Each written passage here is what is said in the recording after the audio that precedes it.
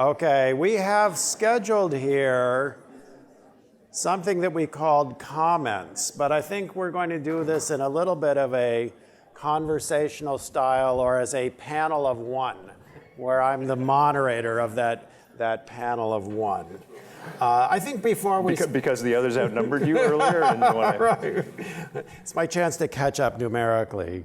But I have a couple of questions, but maybe just to start, you could tell us a little bit about your background, because I think that's would help us get oriented, and it's easier for you to say a few words than for me to summarize that. Sure. So how did you get where are you, and how did you get here, and where'd you get your taste for colorful socks? Colorful socks, that's the easy one. I grew up in Northern California, came to college at a place called Stanford, have no imagination, and so stayed, and got a master's degree and a PhD. My research is in the history of American education. And so I've spent a lot of time thinking about the course by which we as a nation have gotten to where we are, both in K-12 and in higher education. And as will become clear in a minute or two, the focus of my research and the focus of my professional commitments has been on helping to create an education system that lives up to our highest aspirations for our national values of quality, opportunity, celebration of diversity.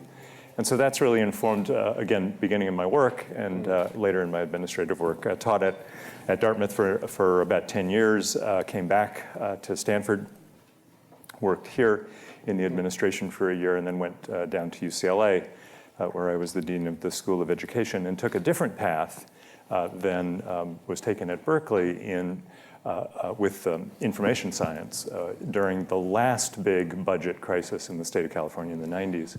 Our School of Library and Information Studies was on the block, and it was going to go away. And we decided, no, that would be a bad thing for the world, especially given where we were headed with data and information science. And so we merged the School of Education and the School of Library and Information Science. And I think that's given UCLA a unique perspective on this. Moved from UCLA then to be the president of a small liberal arts college. So we got a taste for what it's like when your student body is 2,000 instead of significantly bigger. I was the president at Occidental College. And one of my defining moments at Occidental was my last commencement, where shaking hands with students as they crossed the stage. One of my favorite students came across the stage, shook my hand. He said, "Could I do that again?" And I thought maybe Aunt Emma had missed the photograph. So I asked him what that was about. And he said, "Well, while I've been here, I've also completed all of the coursework that MIT has put online for a degree in engineering." And so we talk about porousness. I also think that there is an important opportunity to talk about density. And so we'll come back to that. But throughout, as I said, I've really been focused on issues of equity and opportunity and helping institutions live up to their aspirations and ours. Did some work largely guided by my professor, Mike Kirst, in California, served as the president of the State Board of Education, and so have been able to develop some fluency across higher ed and K-12. And then spent some time, 10 years to be exact, working in Silicon Valley as the head of a nonprofit venture philanthropy that invested in education startups serving underserved kids and communities. We did a lot of charter school work, a lot of education technology work. Khan Academy was one of our early bits of work working with Sal. So I spent time in a lot of different pockets around education. And was pleased when the secretary asked me to come and do the work in the second term of the administration, supervising, working on all aspects of higher education policy. So David Su, my colleague who is here, David and I work on higher ed policy, on workforce and adult education. We work on higher ed innovation, and we work on federal student aid. So that's the portfolio, and happy to be doing this for another 278 days. Not counting at all, right? I do have an app. and I'm not kidding. There it is. 279 days. Right. We put that up, and we could buy it. Some of us could use it for other purposes too. So obviously, many of us come here representing an institution, and we have both our personal views about higher education and education in general, but also think about things from the perspective of the roles we have in our own institutions. You have a much broader view at this point, and I'm wondering if you could maybe summarize what you think is most needed across the whole sector, and kind of help us think a little bit, each of us, a little bit beyond our own perspectives. Yeah.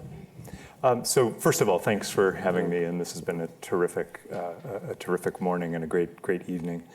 And it's really a pleasure to listen to the work that's going on and the commitments that so many of you have, and I'm really energized by it.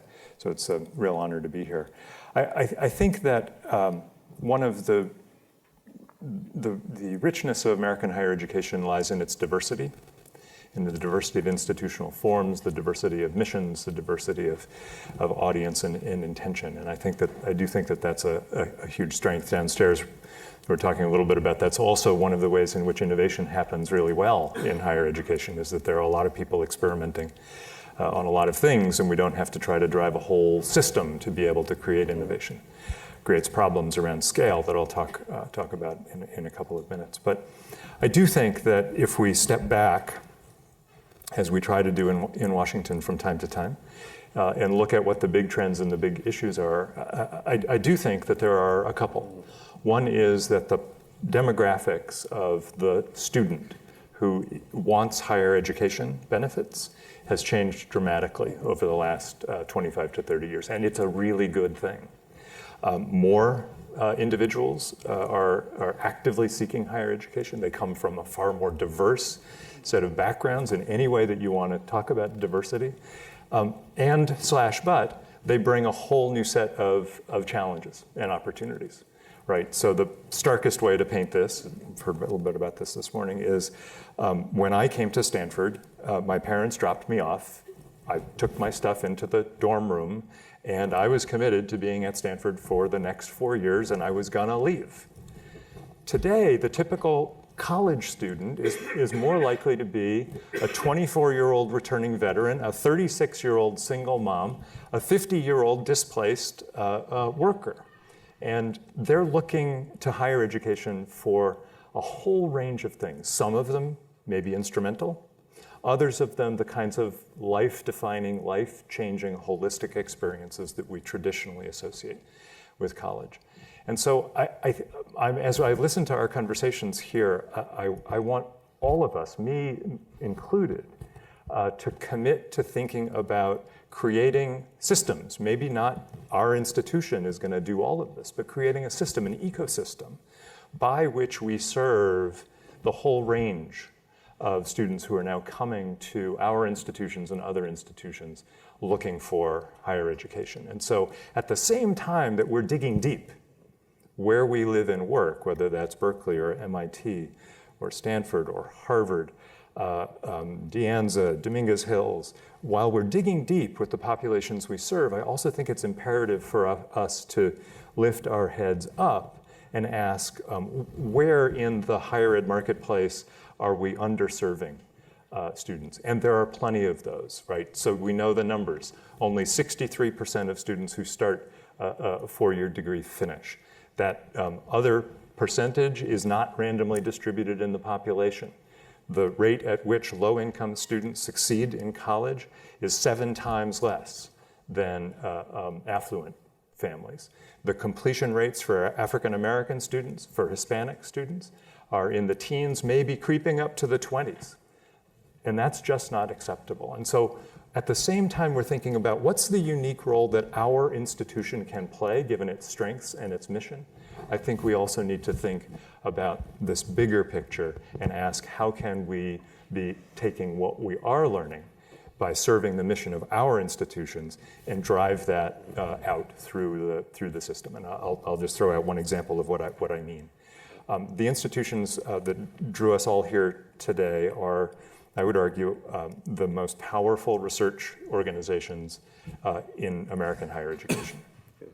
And a unique contribution for your institutions is already and can be more about doing the research and speaking about the research and translating the research that can inform practice, not just in institutions like Harvard, Stanford, Berkeley, and MIT, but across the board. And I'll promise I'll shut up, John. One of our great grant programs is... your panel. You're doing a great job moderating. It's not often I get my cousin to come to the same thing. It's true. How is my uncle doing? And about the socks. One of the great programs that we've been able to support over the last several years, although Congress has seen fit to zero it out in next year's budget, is the First in the World grant program, where we have challenged institutions across the country to identify practices, many of them using technology, to improve the retention and completion rates of low-income students. And MIT is the recipient of one of those grants, and the PI on the grant is working with community colleges to unpack a bunch of competencies in a variety of curricular areas that aren't just curricular areas in the community college, but are also present in state universities and in private colleges. Through that kind of work, that kind of research, that kind of project development, we think that the strengths of a research university are being brought to bear on problems that are evident every day across the spectrum. So since you mentioned research, let me ask about this other kind of question. So I think one of the things that was at least part of the MOOC thought and fantasy or aspiration, let's say, was that the kind of institutions represented here could also have a broader impact through teaching. Mm-hmm. And so I'm wondering what your thought is about that, whether that's a possibility and whether we could move beyond a research contribution to engage people who teach at our institutions more broadly. So I think absolutely, and this has been a kind of MOOC bashing 24 hours. And I think that we are, I think a couple of people have said, we're moving into the next phase in which the real potential of MOOCs is becoming evident. And I think that potential is about institutions that may not be producing the specific MOOC, using it in a way that can engage students. I thought Randy's comment about unbundling and rebundling this morning was really quite profound, and I think that MOOCs can be a part of creating the package, and institutions can then put those back together in So when we use MOOC in that form, it's probably not the thing that's our current MOOC, but something that's digitally hosted, that's adaptable, that's designed for that purpose. Exactly, and I think that if we think about MOOCs as simply, in the early days of motion pictures, the movie industry simply filmed stage plays. And that's what sort of MOOC version 1.0 is. We're well beyond that, but I do think that there is content delivery, which is, I think, being fairly well commoditized, and then there are the wraparound services, if you will, that I think are, that's where the learning science plays a bigger role. That's where some of the things that we need to do in assessment will play a role. And so I think in that sense, it's not the contribution, the teaching contribution isn't merely standing up and saying stuff, but it's developing those teaching tools, those teaching technologies that can matter not just for an audience like this, but for other audiences as well. Yeah, great. So I'm a computer scientist, and I've been somehow landed here in Silicon Valley for the last 25 years or so. And we're used to thinking about breakthroughs, some things will change, some technology will suddenly become applicable in a new way to a problem that has been pressing for some period of time, and then something really astonishing happens and the world moves forward in a sudden lurch because we've put two things together and fire has been created in some form. So I'm wanting to think about whether there are breakthroughs in education generally applicable to higher education.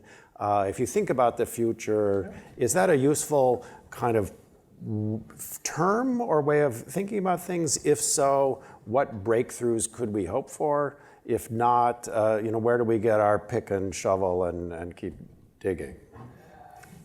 So I think that this is a pick and shovel exercise and not an aha exercise. And I think a lot of the conversation over the last few days has reflected that. And I think that the good news, though, is that if we think about building stronger and better picks and shovels, we might be able to get there. So what do I mean by that? So first of all, I think that we are on the cusp of being able to move from, in not everywhere, but in some important areas, move from calculating proxies for learning to measuring, getting much more authentic about the measurement of student learning.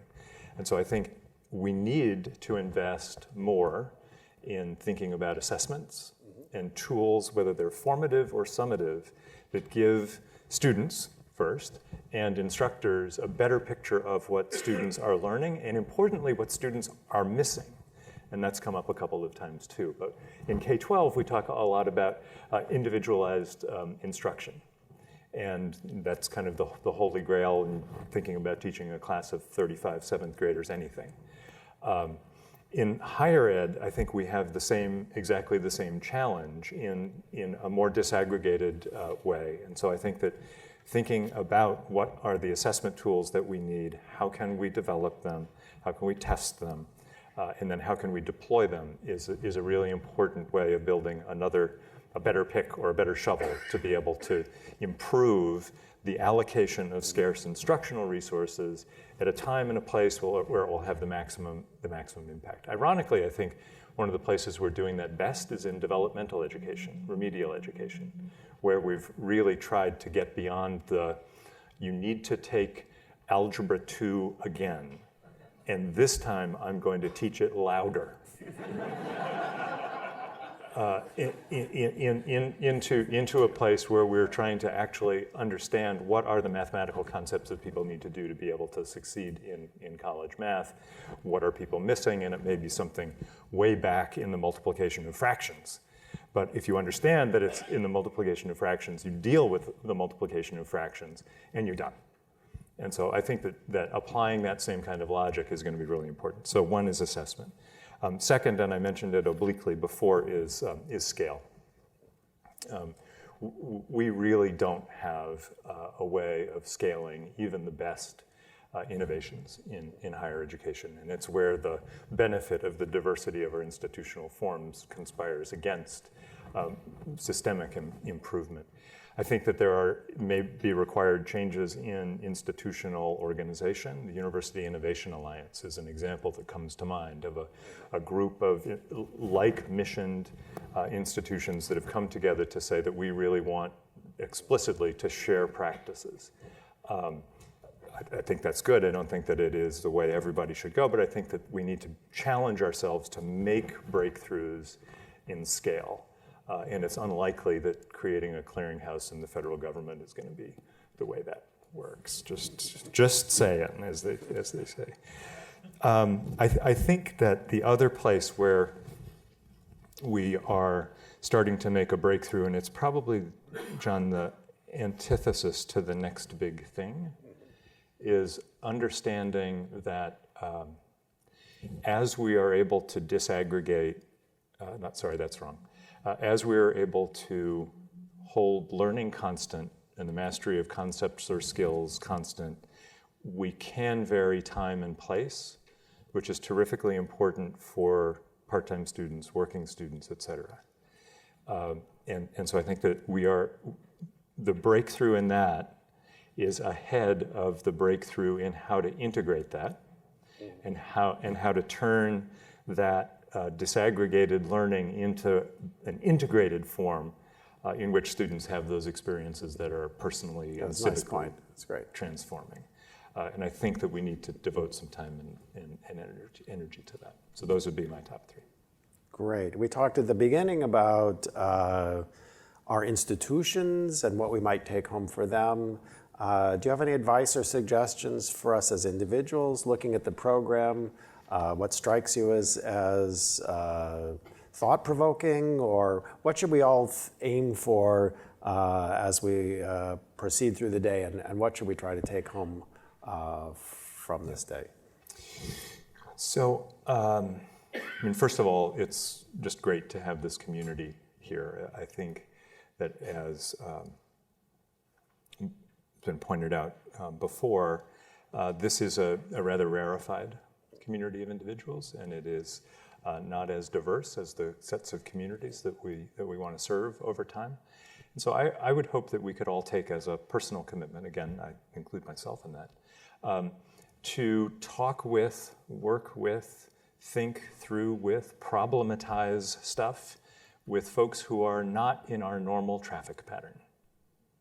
And so I go back to Karen Wilcox, the MIT researcher who's working with community college faculty. When I talked to Karen, we had a White House event for our First in the World grantees 2 weeks ago, and she and I were talking, and she was talking about how spending time with community college faculty really helped her think not just in a noblesse oblige way about what she could do for community colleges, but about her own teaching and about the challenges that she was facing. And just that bit of a change of perspective was helping her with her home institution, as well as helping her with this pretty grand project that she was working on. So I would hope that a couple of things for all of us.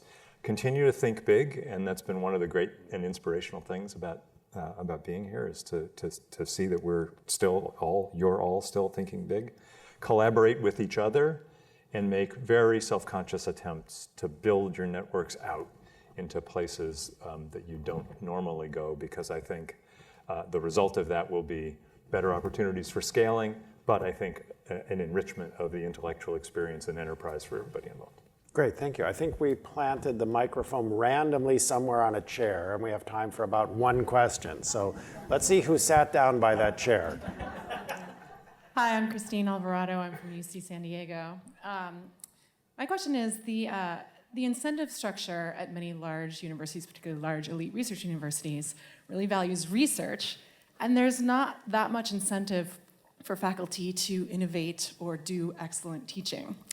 And so my question is, do you see this as a problem? And then secondly, what can we do to kind of shift that incentive structure? Yep. So a couple things.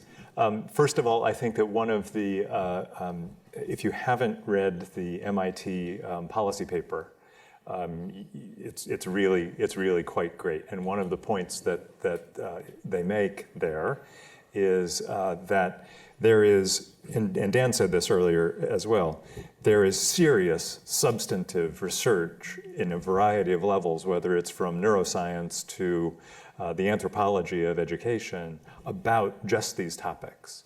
And so I think at some point, and not for everybody, there's a real opportunity to do discipline-based research in pedagogy and practice that we need to honor.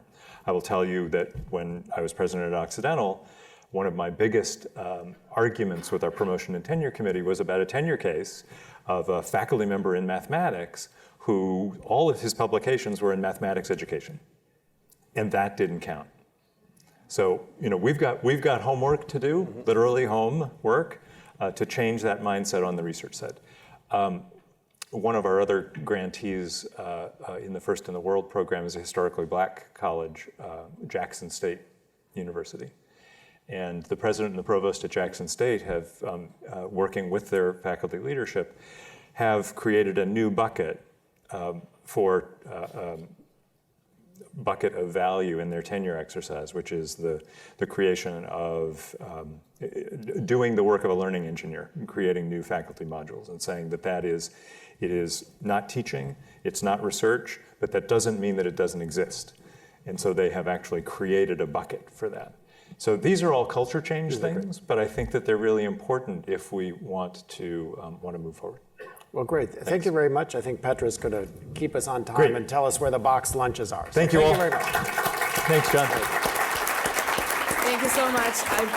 I would also like to thank Ted Mitchell's colleague, David Su, who has been really, really helpful in setting this up. And Ted Mitchell, thank you so much for agreeing to come and speak. It's really wonderful.